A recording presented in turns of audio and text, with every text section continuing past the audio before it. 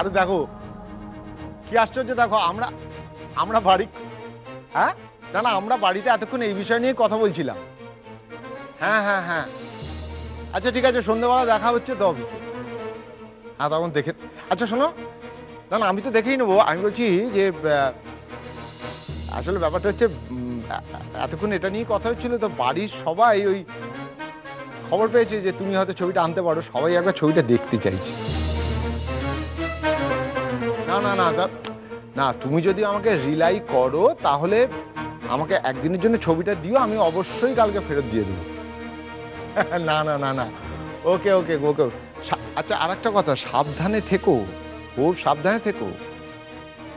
কেন, ওই যে কিরণমালা খাতুনের ছবি তোমার কাছে চলে এসছে, এটা যদি কাবুল শেখের লোকেরা জানতে পেরে যায় তাহলে কিন্তু তোমার ওপর অ্যাটাক করতে পারে ওরা। হ্যাঁ ঠিক আছে, ওকে ওকে, দেখা হচ্ছে। Okay bye. কি ছবিটা পেয়েছে? হ্যাঁ পেয়েছে, মানে ঠিক অফিসে নিয়ে এসছে পর্যন্ত। আরে সুরজকে বিশ্বাস নেই বুঝলে, এমনও হতে পারে ছবিটা দিয়ে কালকে একটা নিউজও বার করে দিতে পারে।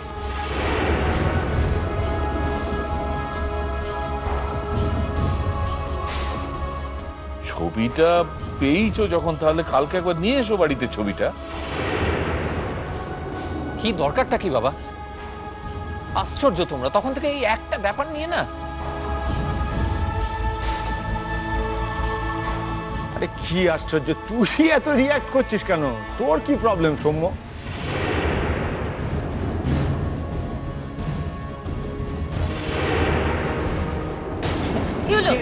এই দেখো এই দেখো, রঞ্জন আবার কি হলো? বলছিল না তখন তার বউতে খারাপ লাগছে, কিভাবে কাঁপছে দেখো। কি হয়েছে? নিয়ে যাও উপরে, নিয়ে যাও উপরে, নিয়ে যাও। জল নিয়ে এসো। আরে চোখ কেমন হচ্ছে কেন? এই মিমি একটু জল নিয়ে তো, শিগগির একটু জল নিয়ে আয়। আরে তুমি তো অসুস্থ হলো নাকি? দাঁড়াও মা। কেন যেমন হয় তোর, কি কষ্ট হচ্ছে? রঞ্জা আমার হাতটা ধরো, ধরো শক্ত করে ধরো। চলো আমার সঙ্গে ঘরে চলো, কিচ্ছু হবে না তোমার। এসো এসো।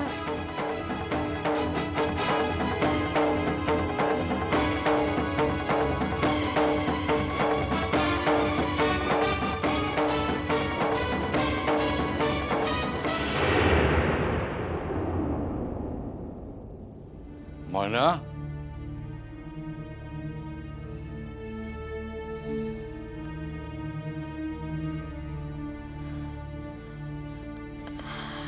পিসেমশাই, মাগো তোমারে আমি যা ঔষধ দিছি তাতে তো এতটা ডিটোরিয়েট করানোর কথা না, তাই তো আমার চিকিৎসারে ভুল জানতে হয়।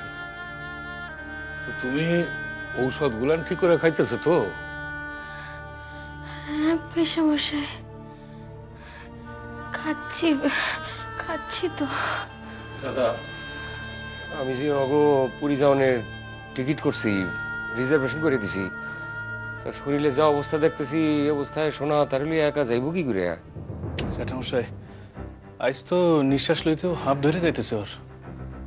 যা দেখতেছি অবস্থা তো ক্রমে খারাপের দিকে যাইতেছে। আমি ভালো বুঝি না। আপনারে আর কি কমু দাদা, আমি আর দিদি যতবার ওষুধ খাওয়াইতে চাই, হয় কয় খাইয়া সারছি, নয় কয় পরে খাইয়া নিমু।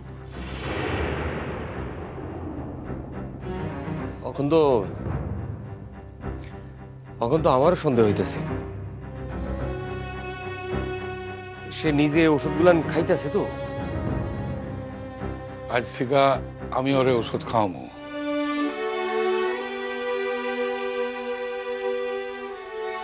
আর আমি যখন বাসায় থাকুম না তখন তোমরা দুই বউকে খাওয়াইবা, ওর কোনো কথা শুনবা না।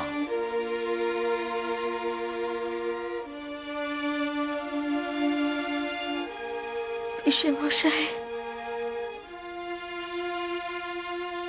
কি মা, কইবে কিছু? কও না, কও।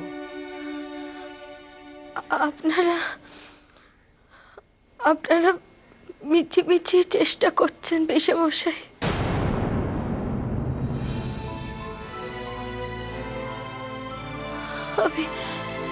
আমি জানি,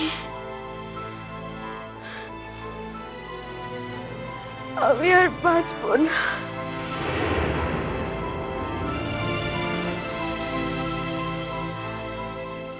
এই বয়সে এসে তুমি তোমার এই বুড়া পিসমশাইকে হারাইয়া দিতে চাও? হ্যাঁ, যারা তোমার পিসমশাই যে ধনন্তরী কইতো বা অন্য কয়, তা করে তুমি মিথ্যাবাদী প্রমাণ করতে চাও? ধন্বন্তরী হলেও কি তার একজন রোগীও মরে যেতে পারে না পিসেমশাই? এ জীবনে আপনি যতগুলো রোগী দেখেছেন তার মধ্যে কি কেউ মরে যায়নি? হয় তারা সময়ের অনেক পরে আসছে, আর নয়তো তারা ডাক্তারকে কোঅপারেট করে নাই। শোনো ময়না, রোগীর যদি নিজের মনের জোর না থাকে আর যদি ডাক্তারদের সে সহযোগিতা না করে, তাহলে কারুর সাধ্য নাই সেই রোগীরে বাঁচায়।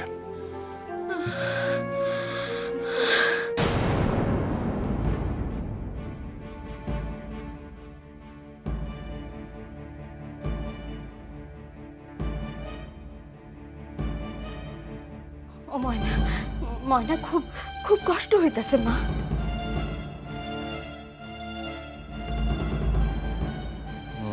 জ্যাঠামশাই, বলতেছিলাম ময়নারে বাসায় রাখা কি ঠিক হইব? এমন অবস্থা হলে তো কথা না। মনে হয় মায়াটা দীর্ঘকাল ঔষধ খায় না। আর এই শরীরে তো অপারেশন করণে কোনো ঝুঁকি লওয়া চলবো না। পরিস্থিতিটা বড় খারাপ করে ফেলাইল। দাদা, হ, কইতেছি বাসায় যখন আমাকে কারোর কথা শুনতেছে না, তখন হাসপাতালে ভর্তি করে দিলে, মানে সেখানে তো নার্সরা নিজেরাই ওষুধ খাওয়াইবো, আর না খাইলে নল দিয়া খাওয়াইবো, মানে ওষুধটা অন্তত পেটে পড়বো। না বাবা, না, দয়া করে আমাকে আমাকে হাসপাতালে ভর্তি করবেন না গো। আমি আমি আমার বাড়িও যাইনি গো। আমি শেষ কটা দিন আপনাদের সঙ্গে থাকতে চাই বাবা।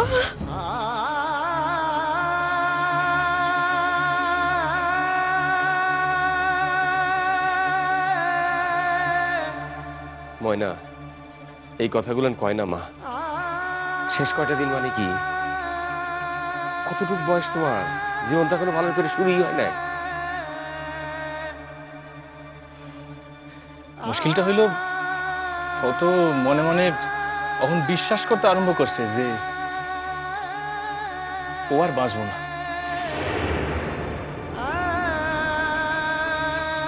তাই তাই ঘুরাইয়া ফিরাইয়া দিন রাতি একই কথা কয়।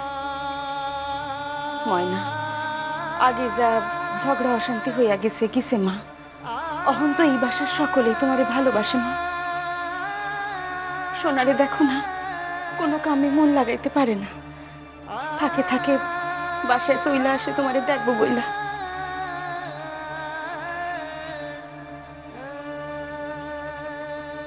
যা হইয়া গেছে গেছে মা, অহন কত তাড়াতাড়ি সাইরা উঠাই এই সংসারের হাল ধরবা সে ভাবো। আমগরে তো বয়স হয়েছে নাকি, আমগরে তো ছুটি লইতে ইচ্ছা করে মা। ভালাই ষাট, কিসের ছুটি মা তোমার? ছেলে ও নাতি নাতনি নিয়ে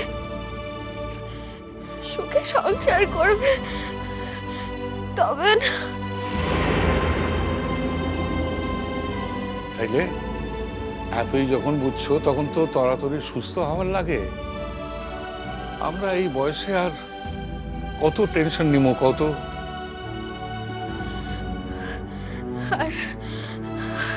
আর বেশি দিন টেনশন সহ্য করতে হবে না পিসে মশাই।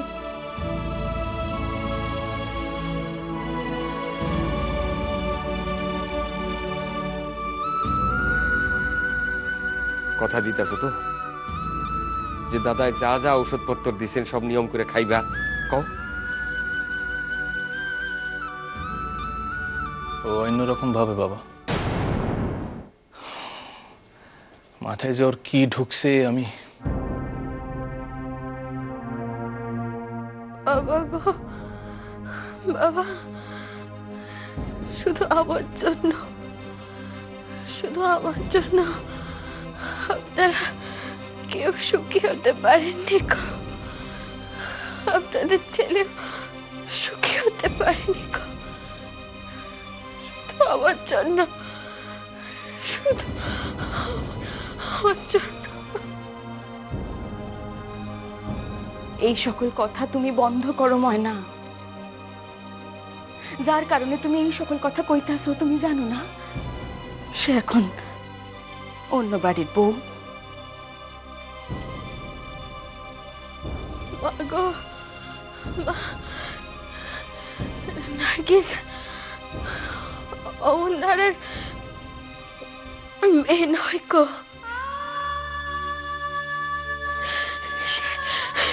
সে তার সোনা বাবুর ছাড়া আর কারোর বউ হতে পারে না গো। যদি হয় সেটা মিথ্যে হবা। ময়না প্লিজ, এই সকল কথাগুলি তুমি বন্ধ করবা না করবা না? কতবার বলেছি আমি তাকে একটিবার দেখতে চাই, কিছুতেই তোমরা তাকে আমার কাছটিতে এনে দিচ্ছ না গো।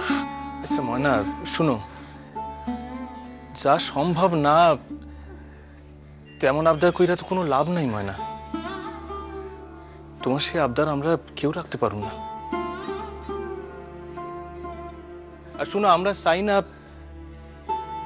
চাই না কিরণের জীবন খান ফের ডিস্টার্বড হোক। অন্তত একটিবার তাকে আমার কাছে এনে দাও না। আমার যে তার কাছে ক্ষমা চাওয়ার আছে।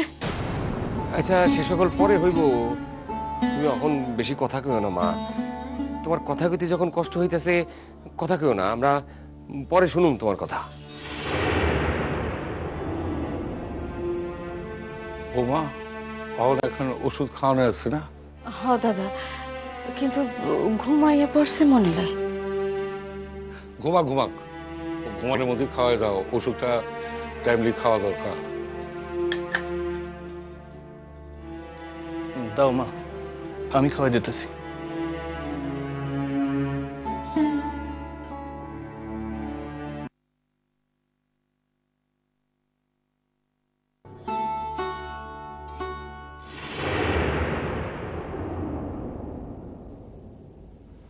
ময়না, ও ময়না,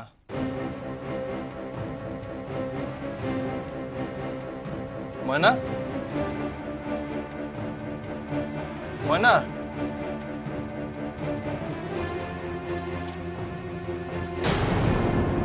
এই তো কথা কইতেছিল, এর মধ্যে করে গভীর ঘুমাইয়ে পড়লো। শৈলে যে কিছু নাই মাইয়াটার, কিছু নাই। শোনার তো দরজা বসে বসে।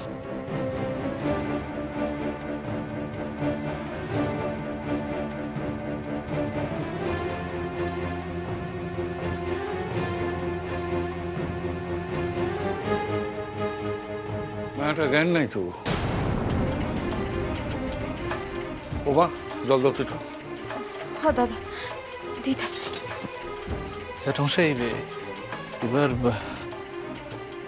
বাবা দেখতেছি তেমন বুঝলে হসপিটালে দিতে হইব।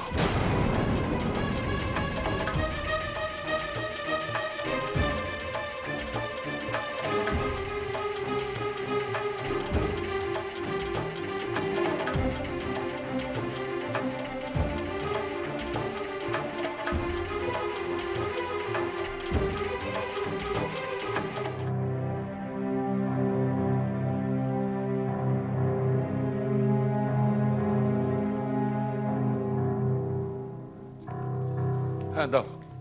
না, তুমি আর খাবে না, অনেকবার হয়ে গেছে। এই নিকে দাও। আচ্ছা, ছোট ঠাকুরপো আমাদের সকলকে এখানে ডাকলো কেন বলতো?